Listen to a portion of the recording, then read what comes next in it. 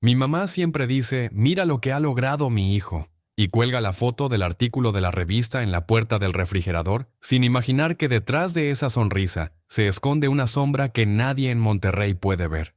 Yo tengo 32 años, una flota de 63 camiones que recorren la frontera, 4 naves en el puerto de Ensenada, otra en Manzanillo y contrato con 12 empresas americanas que mueven mercancía desde California hasta Texas.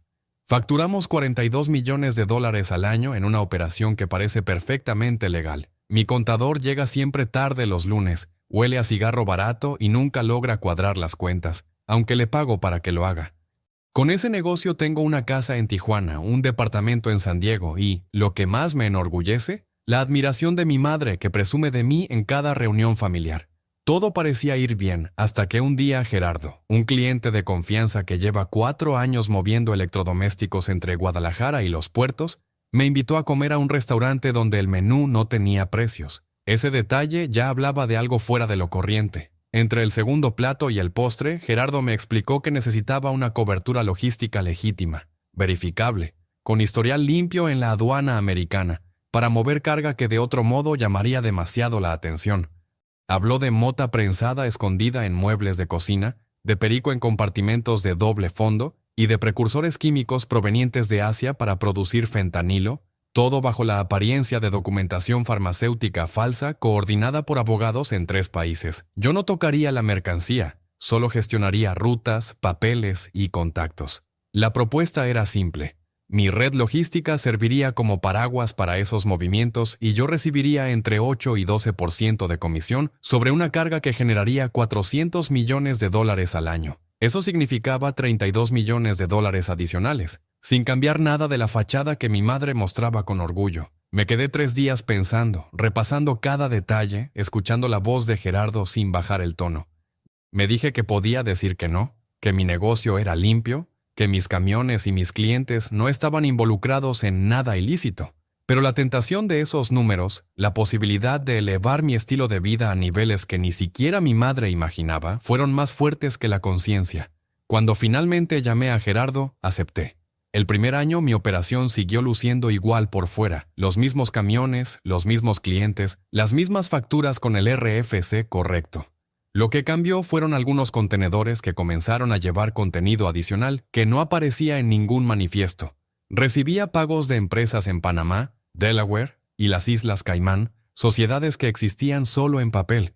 Mi contacto directo era el coordinador, un hombre de 40 años que hablaba siempre en voz baja, revisaba el teléfono cada 90 segundos y parecía esperar siempre malas noticias. Los nuevos movimientos se organizaban de forma meticulosa. La mota partía de Sinaloa bajo la excusa de muebles pesados que la aduana no quería revisar porque tardaba demasiado.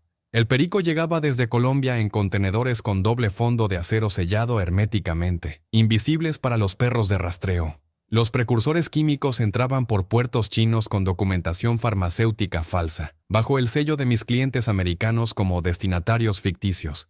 Yo no tocaba nada físicamente, yo era la logística, el papel, el que sabía dónde estaban los 63 camiones en cada hora y quiénes eran los contactos en 5 navieras distintas y en 2 aduanas. En ese primer año generé para la organización 400 millones de dólares en carga coordinada y mi comisión fue entre 8 y 12%, lo que se tradujo en 32 millones de dólares extra, sumados a los 42 millones de la operación legítima. Mi madre notó que llamaba más seguido, que traía regalos que ella guardaba en cajas porque no sabía dónde ponerlos, que había cambiado el coche por uno que costaba más que la casa donde ella vivía. Yo le decía que había conseguido nuevos contratos en Estados Unidos y ella, confiada, seguía creyendo en mi éxito. Hasta aquí la historia parece un relato de ascenso imparable, pero la presión empezó a crecer. Un transportista que conocía apareció en un noticiero regional con la cara pixelada y una descripción que lo vinculaba a mi nombre. Su empresa cerró, su teléfono desapareció y nadie preguntó qué había pasado. Yo hacía cuentas, 28 millones de dólares, repartidos en 7 cuentas en 4 países diferentes, y tenía efectivo en 3 ubicaciones físicas que solo yo conocía.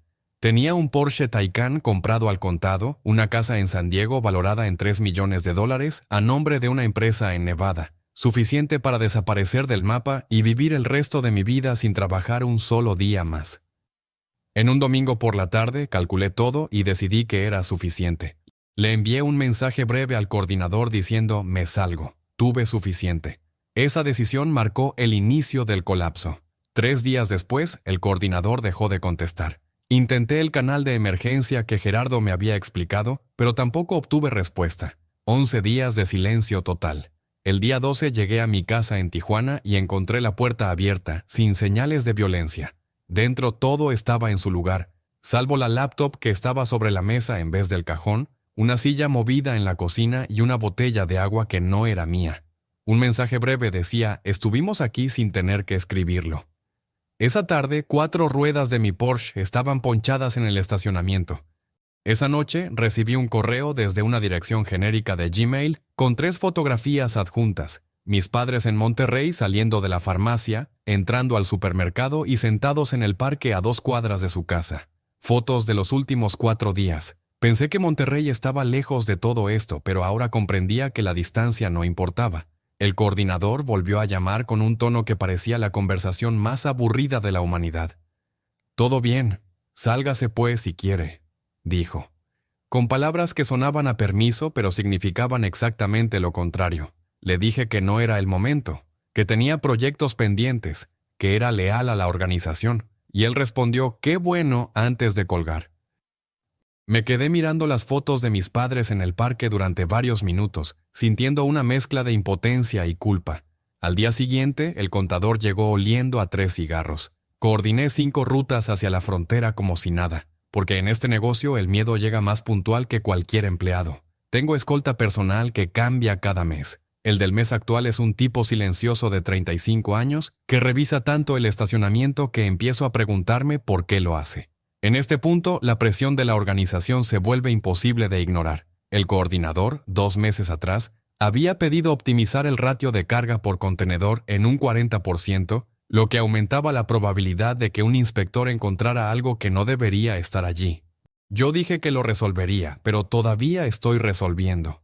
La DEA apareció hace 6 meses. 2 hombres en un coche frente a mi oficina durante 4 horas. Luego en el puerto de Ensenada hablando con personal de 3 navieras distintas y después en una reunión formal para verificar protocolos de importación. Asistí con mi abogado, ofrecí café y uno de los funcionarios no apartó la mirada de mí en ningún momento. Esa noche tomé mi primer ansiolítico. La incautación ocurrió en la garita de Ota un martes por la tarde. 2 de mis camiones fueron interceptados con 2.400 kilogramos de cocaína en compartimentos de doble fondo, indetectables hasta que 3 perros con el mejor entrenamiento disponible y 4 inspectores decidieron revisarlos con una dedicación que yo pagaría el resto de mi vida. Esa cantidad vale entre 60 y 70 millones de dólares en la calle. La noticia llegó por 5 canales en menos de 15 minutos. Lo primero que sentí no fue miedo, sino una claridad extraña y clínica sobre cuántos problemas tenía y en qué orden llegarían. Cargos en Estados Unidos en 72 horas. Conspiración para importar sustancias controladas a escala de organización criminal. Pena mínima 20 años en el sistema federal americano. Máxima cadena perpetua más confiscación de todos los activos identificables. El gobierno mexicano abrió 3 investigaciones paralelas. El SAT solicitó auditoría completa de los últimos 7 años y congeló preventivamente 2 de mis cuentas empresariales. Contraté 5 abogados en 4 días, 2 mexicanos especialistas en penal federal, 1 americano con práctica en San Diego y contactos en el Departamento de Justicia, 1 corporativo para el SAT y un especialista en recuperación de activos congelados que cobra $400 por hora y que parece cobrar bien. En la primera reunión con los 5 juntos entendí algo inesperado. Todos tenían la misma cara de hombres que no muestran preocupación profesional, sino de personas que están ahí porque no tienen alternativa, que conocen perfectamente el origen del problema y que trabajan para estructuras que los tienen, como a mí, donde no se puede decir que no. Los abogados construyen una historia. Los camiones fueron robados mediante una célula de secuestro que operó sin mi conocimiento, existe documentación de denuncia presentada antes de la incautación. Los operadores de esas rutas específicas tienen historiales que establecen duda razonable. Los fiscales americanos no pueden demostrar que yo tuviera conocimiento directo del contenido. Salgo impune, pero técnicamente el agente de los ojos fijos me mira cuando salgo del juzgado federal de San Diego, sin decir nada. Desde ese día reduzco la carga un 50%. El coordinador llama esa semana para explicar que reducir no es una opción que la organización contempla en este momento. La conversación dura 9 minutos, no llegan a ningún acuerdo. Ahora estoy atrapado entre la DEA, que puede seguirme durante meses construyendo el caso completo, y un cartel rival que necesita $1.800 millones en producto en 45 días. Mis clientes legítimos se están yendo, la facturación cayó a $90 millones, y la empresa que apareció en la portada de la revista de negocios está muriendo en silencio. Tengo una taza de café frío en la cocina de mi departamento en Tijuana, 2 pastillas de lorazepam en la mano y la lista de reuniones del día siguiente. Abogado americano a las 9, coordinador a las 12, contador a revisar los estados financieros del último trimestre. El teléfono operativo lleva 2 horas sin notificaciones. Ese debería ser mi momento de descanso, pero ya no lo es. ¿Qué piensas tú de todo esto? Déjame tu opinión en los comentarios. De verdad quiero saber tu perspectiva. Si esto te está abriendo los ojos, suscríbete y activa la campana para seguir descubriendo cómo una decisión puede cambiarlo todo. El peso de la madrugada se vuelve casi físico, como si cada partícula de aire estuviera cargada de la historia que acabas de vivir. Mientras el lorazepam comienza a calmar el temblor que recorre tus manos, la mente sigue repasando cada pieza del rompecabezas. La oferta en el restaurante sin precios, la promesa de un crecimiento sin límites, los documentos que nunca llegaron a firmarse, los contenedores que nunca aparecieron en los manifiestos y los pagos que surgieron de oficinas sin nombre en islas que solo existen en papel.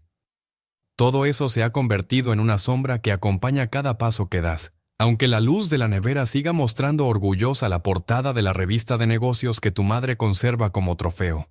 En la sala de reuniones, los clientes legítimos ya no aparecen con la misma frecuencia.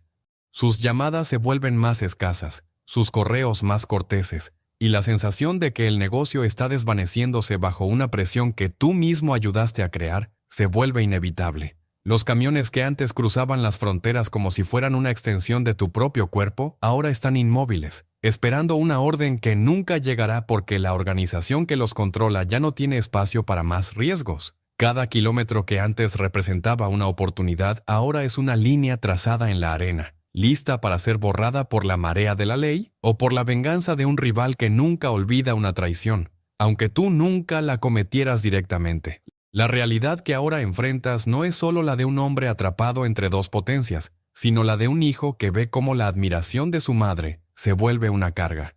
Esa foto en la nevera, ese recorte con la sonrisa de la portada, se convierten en recordatorios de un sueño que se construyó sobre cimientos de polvo. La idea de que el control estaba en tus manos se desmorona cuando reconoces que la verdadera autoridad siempre estuvo en los hilos invisibles de los que dependías. El coordinador que susurra en la penumbra, los abogados que redactan versiones de la verdad y los agentes que, sin decir una palabra, llevan una foto tuya en la memoria de sus informes.